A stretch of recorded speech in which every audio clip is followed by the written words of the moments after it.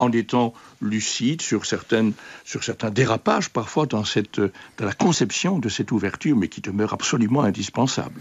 Monseigneur Léonard, on le disait, la page des affaires de pédophilie semble bien difficile à tourner. Cette semaine encore, nouvelle polémique avec le centre d'arbitrage chargé d'indemniser les victimes de pédophilie donc en Belgique et au sein de l'Église.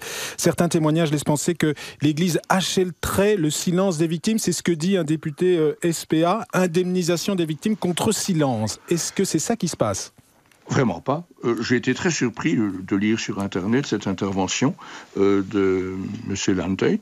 Il a peut-être ses raisons de penser cela, mais en tout cas, jamais jusqu'ici, quelqu'un ne s'est plaint dans le milieu parlementaire du fonctionnement de cette commission d'arbitrage qui a été instituée en parfaite concertation entre l'Église et les parlementaires. Donc c'était une procédure mais tout à fait démocratique, et s'il y avait eu à se plaindre de quelque aspect que ce soit, on aurait pu le faire dès le début. Il y a un dispositif de confidentialité qui a été prévu dès le départ, c'est ça que vous dites. Il ne faut pas le remettre en cause.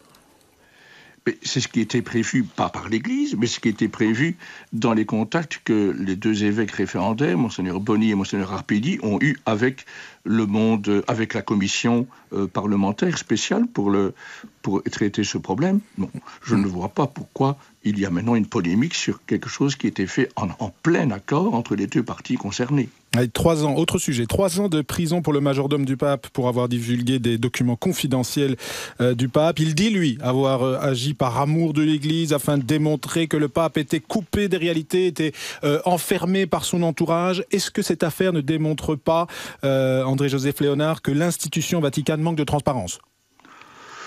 Je n'ai pas d'avis sur la question, parce que je ne connais pas ce dossier. Je vis très peu à Rome.